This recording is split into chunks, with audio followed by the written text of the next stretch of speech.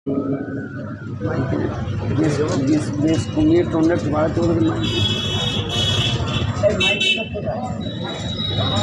النبي صلى الله عليه وسلم العلم حياة الإسلام صدق الله مولانا العظيم وصدق رسوله النبي الكريم ونحن على ذلك من الشاهدين والشاكرين والحمد لله رب العالمين।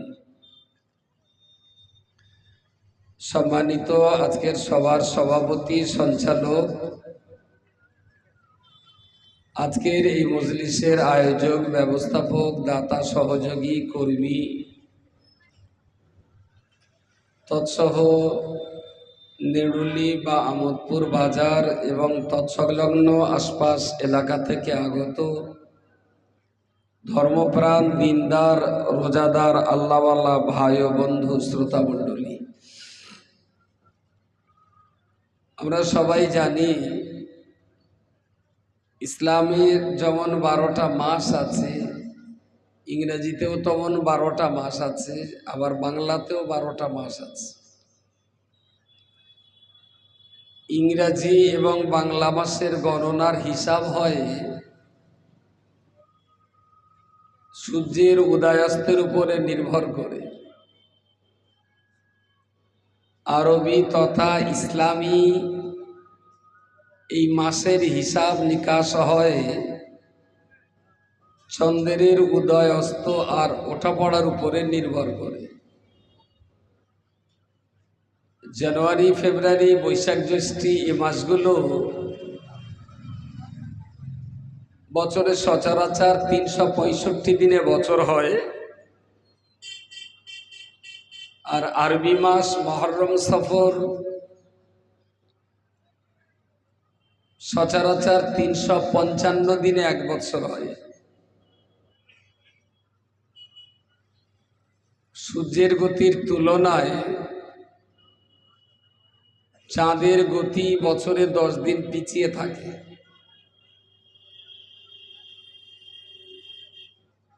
তাই বাংলা ইংরেজি বৎসরের তুলনায় আরবি তথা ইসলামী এই বর্ষটা প্রতি বৎসর 10 দিন করে কমে 365 দিনের জায়গায় 355 দিনে বছর সম্পন্ন হয়।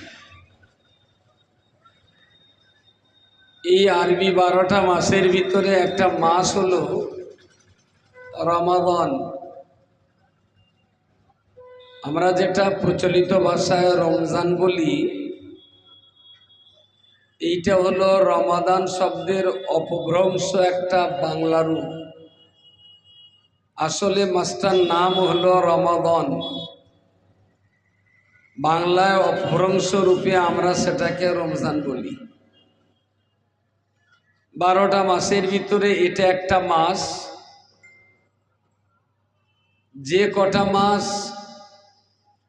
যুদ্ধ বিগ্রহ আরব দেশের তৎকালীন জমানায় নিষিদ্ধ ছিল, তার ভিতরে রমজান মাস তথা রমাদান মাসটাও যুদ্ধ বিগ্রহ, মারামারি, কাটাকাটি এসব বন্ধ ছিল। এই রমাদান মাস পুরো একটি মাস আমাদের রোজা পালন করতে হয়। নিজের নফসটাকে খাওয়া দাওয়া, কামচরিতার্থ করা, লোভ লালসা, হিংসা বিদ্বেষ, কামুকতা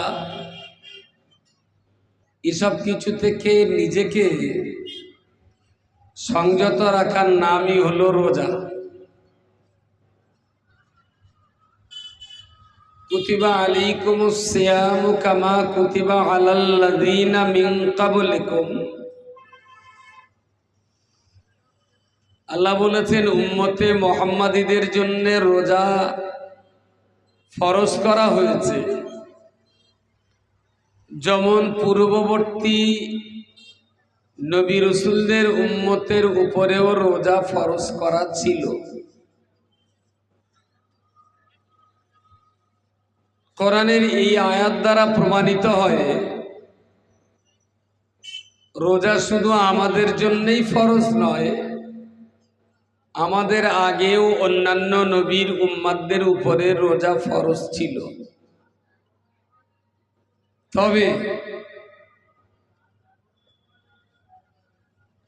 ঠিক আমরা রোজাটা যেভাবে পালন করছি, পূর্ব জমানার রোজাটা ঠিক একই রকম এই ধরনের ছিল না। আমাদের যেমন রোজা সেই ভোর 4:30 থেকে শুরু করে আর সন্ধ্যা 5:45 পর্যন্ত, 5:45 পর্যন্ত কোনো কিছু খাওয়া দাওয়া হবে না, এটা আমাদের রোজা।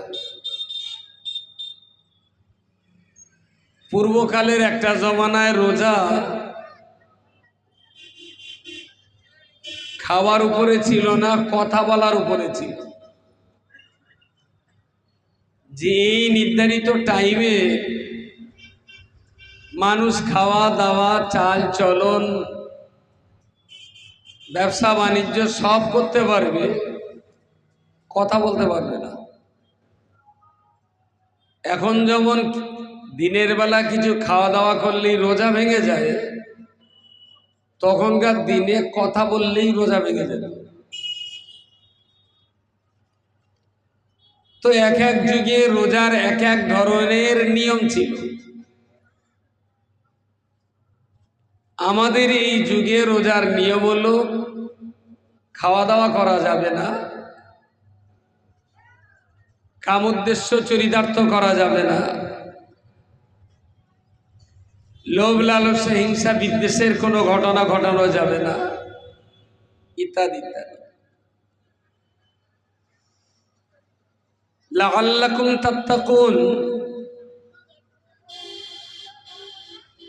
আল্লাহ বলেছেন রোজাদার বান্দার রোজা এই জন্য ফরজ করা হয়েছে যাতে করে তারা ভালো হয়ে যায়, পরেজগার হয়ে যায়, আল্লাহওয়ালা হয়ে যায়।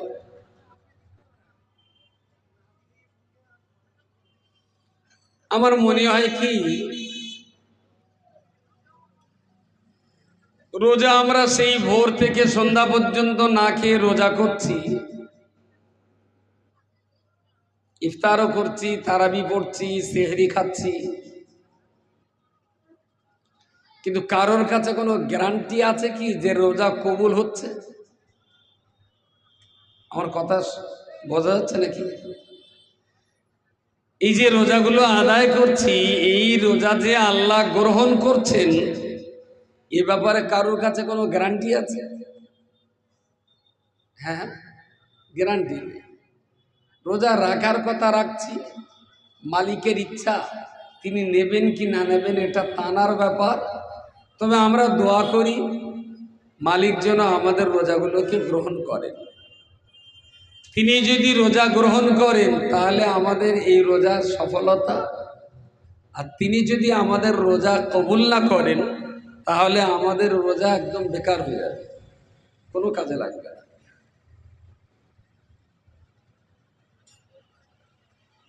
একেবারে হাদিস কোরআন থেকে ডাইরেক্ট আমি গ্যারান্টি দিয়ে বলছি না,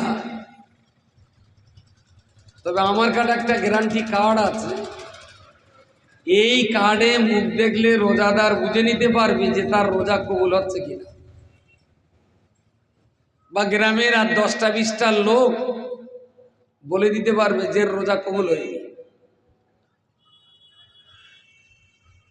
কারোর বলা লাগবে না, মোটামুটি সব যাচ্ছে নিজেরা ঠিকঠাক করে নিতে পারবে যে গ্রামে কার কার রোজা কবুল হয়েছে আর কার কার রোজা কবুল হয়নি, মোটামুটি সবাই বুঝে নিতে পারবে।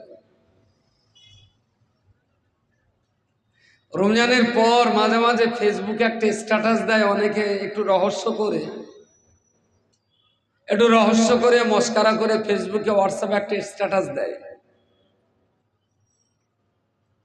হারানো প্রাপ্তি বা নিরুদ্দেশ সংবাদ। কি সুন্দর করে লেখা হলো একটা স্ট্যাটাস, আমাদের নেড়ুলি গ্রামের প্রচুর পরিমাণ নামাজিদেরকে পাওয়া যাচ্ছে না, যারা ঈদের আগের দিন পর্যন্ত মসজিদে বা জামাত নামাজ পড়তেন, এই নামাজিগুলোর সন্ধান কেউ যদি পেয়ে থাকেন আল্লাহর হস্তে এই নাম্বারে একটু সন্ধান বলে দেবেন। নামাজিদের পাওয়া যাচ্ছে না। প্রায় ক বছর দেখছি রোজা হয়ে গেলে এরকম একটা স্ট্যাটাস ফেসবুকে দেয় ছেলেপিলেরা, নিরুদ্দেশ নামাজি। সন্ধান পেলে মসজিদের নাম্বারে একটু যোগাযোগ করবেন।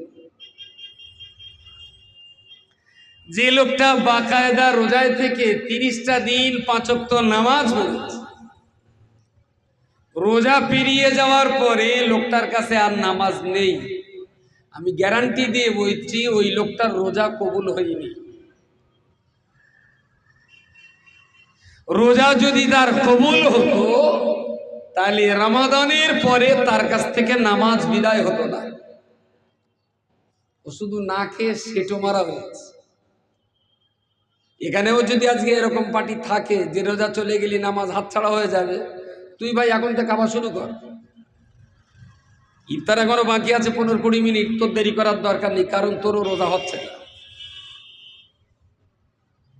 রোজা যদি পূর্ণ মাত্রা আল্লাহর কাছে কবুল হয় তাহলে একটা মাস ধরে রোজাদার যে চরিত্র নিয়ে রোজা রেখেছে, রোজা পেরিয়ে যাওয়ার পরেও 11টা মাস সেই চরিত্র ঠিক থাকবে। আমার কাছে খবর আছে, রোজার সময় একটা মাস বাকায়দা রোজাদার তাস টাস খুব একটা খেলেনি, হরতন দুইতন টেক্কা গোলাম সব আছে। ঈদের দিন বিকেলবেলা ওরা আবার বেরোবে। ঈদের দিন বিকেলবেলা হরতন দুইতন টেক্কা ইস্কামন গোলাম বিবি সাহেব এখন সব ফ্রিজে আছে। ঈদের দিন বিকেলে আবার বেরোবে। এরম সন্ধ্যার পরে নদীর ধারে চরে বসে সব আবার তাস খেলা পাওয়া যাবে। এই লোকগুলোর নাম ঠিকানা দেন, আমি রক্ত দিয়ে লিখে দিচ্ছি যে ওদের রোজা কবুল হচ্ছে না। শুধু না খেয়ে থাকলেই যদি রোজা হতো তাহলে তো বহুত লোক 64 সালের অভাবের সময়, 47 সালের অভাবের টাইমে বহু লোকের না খেয়ে 1 দিন 2 দিন দিন কেটে গেছে, ওরাও তাহলে রোজাদার হয়ে যেত।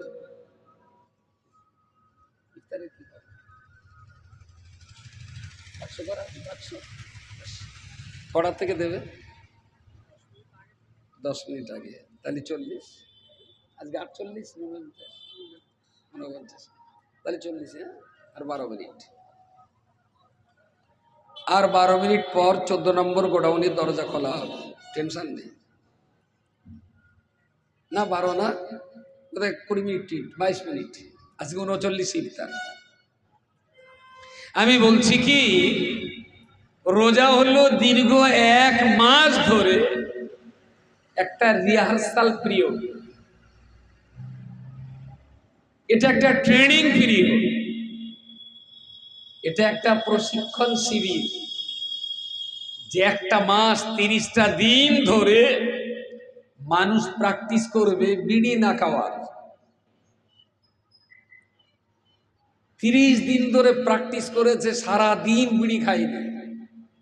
রোজা শেষ, ঈদের ময়দান থেকে আবার শুরু।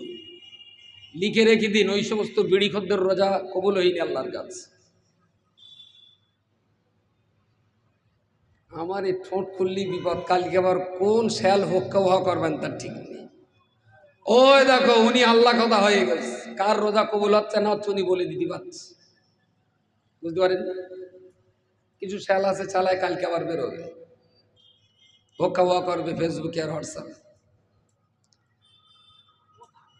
30 দিন ধরে যদি আপনি প্র্যাকটিস করেন, 30টা দিন ধরে, আজকে কোনো একটা লোকের যদি 1 গ্লাস চুল্লু খাইয়ে দেওয়া হয় মাথা টলবে। জীবনে যে চুল্লু খাইনি, 1 গ্লাস খাইয়ে দেবেন, মিনিট 20 পরে সে হাঁটতে পারবে না, হাঁটতেই পারবে না। কিন্তু আমি আপনাকে গ্যারান্টি দিয়ে বলছি, সেই ছোটবেলায় সে টিপে কালি তুলতাম না, কি বলে ওর, ড্রফার না কি বলে, ড্রফার। তো আজকে একটা লোক জীবনে মদ খায় না, ওই নদীর চরের থেকে একটা পাউস নেউড়ি হাতে বিক্রি হয় এখন, নাকি ভালো হয়ে গেছে সব এখনো? সব রকম আছে, আর সব রকম নিয়ে থাকা ভালো। তো ওই মাল একটা যে লোক জীবনে খায়নি, ওরে 2 ফোঁটা দেন, মাত্র 2 ফোঁটা, বেশ কিরম একটা টক টক বন্ধ, ঝাল ঝাল বেড়া, কে একটু নাক মুখ সিট করবে কিন্তু মাথাও ঘুরবে না 2 ফোঁটায়। কালকে ওই লোকটারে 4 ফোঁটা দেন। প্রথম দিনে যেরকম টক টক লেগেছিল, একটু ঝাঁসবে না, পরের দিনে 4 ফোঁটায় অতটা ঝাঁস লাগবে বলে মনে হয়, ঝাঁস, তার মানে ওর বডি খানিকটা মানিয়ে নিয়েছে, ঝাঁস কম লাগবে। প্রথম দিন 1 ফোঁটা, পরের দিন 2 ফোঁটা, তারপর দিন 4 ফোঁটা, তারপর দিন 8 ফোঁটা, তারপর দিন 16 ফোঁটা, তারপরে 32, তারপরে 64 ফোঁটা। ঠিক মাল্টিমিডিয়া সিস্টেমে যদি প্রতিদিন ডাবল ডাবল যদি চুল্লু খাওয়ান, 30 দিন পরে লোকটা বলতে বলতে 3 গ্লাস চুল্লু জায়গায় দাঁড়িয়ে টানবে, 1 পা টলবে না। কথা বলে 1 পা, কারণ ওই যে একটু একটু খাইয়ে খাইয়ে ওর দেহের রক্ত, ওর দেহের মেজাজ, ওর দেহের গোস্তের সঙ্গে চুল্লু আর হাড়িয়ার একটা বন্ধুত্ব হয়ে গেছে। চুল্লু ওর দেহকে আর ধরাশায়ী করতে পারবে না, অভ্যাসে পরিণত হয়ে গেছে। তো 40 দিন রোজা রেখে 5 ওয়াক্ত নামাজ পড়ে আল্লাহকে ডেকে ডেকে আপনি মাতাল হতে পারলেন না। 31 দিনের মাথায় আবার আপনি নামাজ ছেড়ে দিলেন, তার মানে নামাজ আপনাকে 30 দিনে মাতাল করতে পারেনি, 30 দিনে নামাজ আপনাকে পাগল করতে পারেনি। 31 দিন বাদে নামাজ আবার আপনার হাত ছাড়া, তার আপনি ঠিক। রোজাটা যদি পাক্কা 30 দিন 2-4 ফোঁটা চুল্লু খেতে খেতে যদি ফার্স্ট ক্লাস মাতাল তৈরি হয়, তাহলে পাক্কা 30 দিন 5 ওয়াক্ত নামাজ পড়তে পড়তে সেও তো নামাজের মাতাল হওয়া উচিত, সেটা হচ্ছে না। তার মানে প্র্যাকটিস, রোজা রোজা কেলা হচ্ছে। রোজা যদি 30 দিন ঠিকঠাক আদায় হয়, কসম খোদার 31 দিনের মাথায় তার কাছ থেকে নামাজ বিদায় হতে পারে না, তার কাছ থেকে মেসওয়াক বিদায় হতে পারে না, সে আবার নতুন করে তেরঙ্গাখোর হতে পারে না, সে আবার নতুন করে চুল্লুখোর হতে পারে না, সে আবার নতুন করে মিথ্যাবাদী হতে পারে না, সে আবার নতুন করে তাস্কর হতে পারে না, সে আবার নতুন করে গালখোর হতে পারে না। তার মানে এতদিন 30টা দিন যে রোজা করেছে, শুধু না খেয়ে সেটো মারাই সার, ওর রোজা একটাও হয়নি। রোজা যদি কবুল হয়, তাহলে নামাজ, মেসওয়াক, সততা, সত্য কথা বলা, এগুলো তার জীবনে এমন প্র্যাকটিস হয়ে যাবে, রোজা চলে গেলেও প্র্যাকটিসের সেই মাতলামি তার কাছ থেকে বিদায় হতে পারে না। হ্যাঁ, তোরা চেঁচাচ্ছে কেন এত? কথা বলো না ভাই। আমার এই মিনিট 15 এই কথাকে মাথায় গেছে, যদি মাথায় যেয়ে থাকে সারা জীবনের মতন মনে রেখে দেন। রোজা উপলক্ষে আরো শুনতে হবে না, না আমি বলবো তারপর দেবে। প্রতিদিন সময় কর, আজকে না 10 মিনিট লেটে করো, একটুখান পরে এনে সব রেখে দাও, আমি বলে দিচ্ছি, আমি বলছি একটুখান পরে। তাহলে अल्लाह बोलेছেন লাআল্লাকুম তাত্তাকুন, शायद के तुम परहेजगार बन जाओ। রোজা আমাদেরকে আল্লাহ দিয়েছেন যাতে আমরা পরেজগার হতে পারি, যাতে আমরা মুত্তাকি হতে পারি, যাতে আমরা সৎ হতে পারি, যাতে আমরা নিষ্ঠাবান হতে পারি, যাতে আমরা আদর্শবান হতে পারি, যাতে আমরা নীতি ও নৈতিকতা নিয়ে জীবন গঠন করতে পারি। 1 মাস ধরে সততা, নিষ্ঠা, আদর্শ, মানবতার ট্রেনিং নিলাম একদম বাকায়দা। ঈদের দিনের ঈদের শর্মা এখনো চোখি, ঈদের আতর এখনো কানে আছে, ঈদের পায়জামা জুব্বা এখনো কানে আছে। সেই সব পার্টি ধরা পড়ছে বেলা 11টার সময় মাটিয়া ব্রিজের নিচের থেকে। আমার কথা কি বোঝা যাচ্ছে? যদি ঈদের দিনে কাজ কম থাকে, মিনাখা, হাসনাবাদ, বসিরহাট, বাদুড়িয়া, দেগঙ্গা, মাটিয়া যদি কাজ কম থাকে, বিকেলবেলা সপাচেক মিষ্টি কিনে একটু থানায় যাবেন, যে পুলিশকে বলবেন স্যার আজকে ঈদের দিন একটু মিষ্টি আনতে, একটু আপনারা একটু বা একটু ওই সিমই টিমই নিয়ে যাবেন। দেখবেন পুলিশের মিষ্টি খাওয়ার টাইম থাকবে না। যে দেখবেন থানায় একটা ঈদ হচ্ছে, থানায় ঈদ হচ্ছে, পুরো থানা মুসলমানদের দখলে।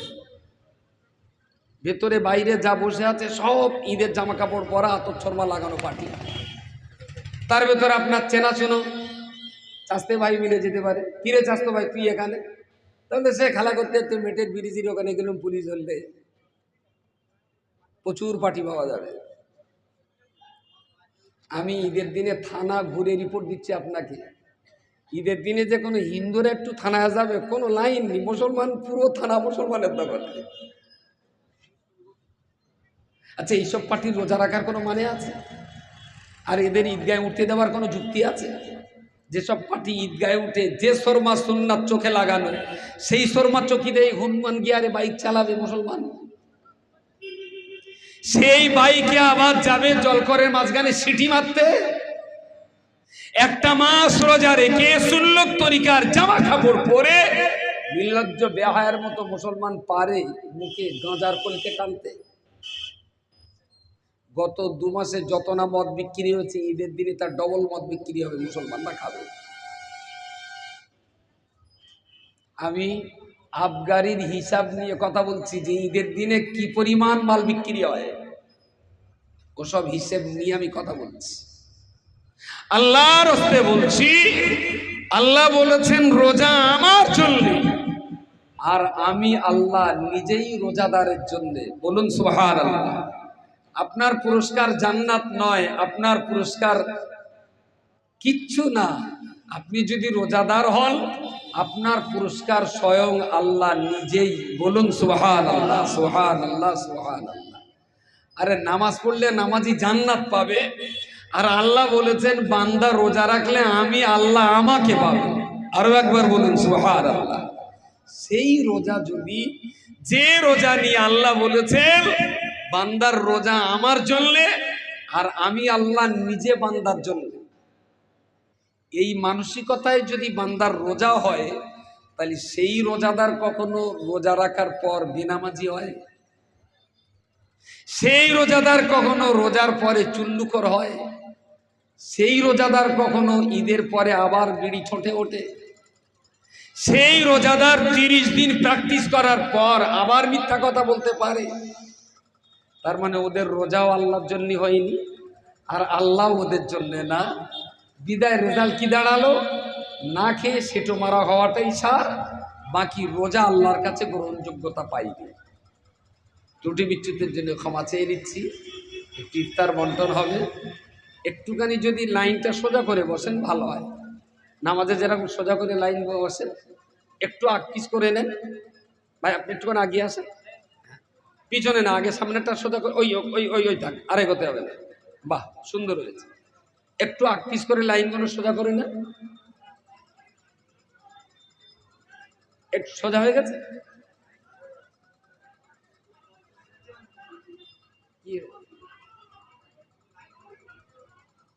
আরে তা আপনারা বসে পড়ুন, বসে, কোনো টেনশন নেই। শয়তান বাধা আছে, যা হচ্ছে মানসি মানসি হচ্ছে। আরে লাইনটা সোজা করেন।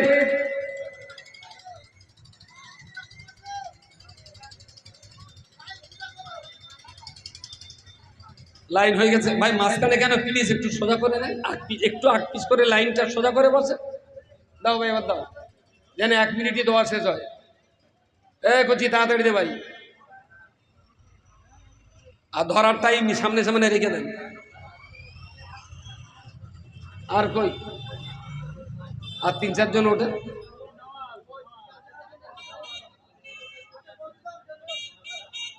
ফাতিহা শরীফ, ইখলাস শরীফ, দুরূদ শরীফ, কলমা শরীফ, তওবা ইস্তিগফার, তেলাওয়াত। আরে হাতে হাতে না, গড়ে নিয়ে ধরো আর দিয়েছো। এরা বেশি বুঝদার ঘোড়ার দিয়ে, যা সে নাওয়াত দাও এক্ষুনি হয়ে যাবে। ফাতিহা শরীফ, ইখলাস শরীফ, দুরূদ শরীফ, কলমা শরীফ পড়ে। বিসমিল্লাহির রহমানির রহিম, আলহামদুলিল্লাহি রাব্বিল আলামিন। সকলে এক পিস করে দেবেন, দু পিস করে দেবেন না। ইফতারি সকলের কাছে পৌঁছে যাওয়াটাও একটা বিষয়। প্রত্যেকে এক পিস করে নেন সব। হ্যাঁ, খেয়ে খাসনি ইফতার দুটো লেবেন, কি বলা লাগে এখন? ওরম বলা মানে তেন মনে হয়। তা বাচ্চা জন্য লেখ না, বাচ্চা রোজা নারী কেউ খাক।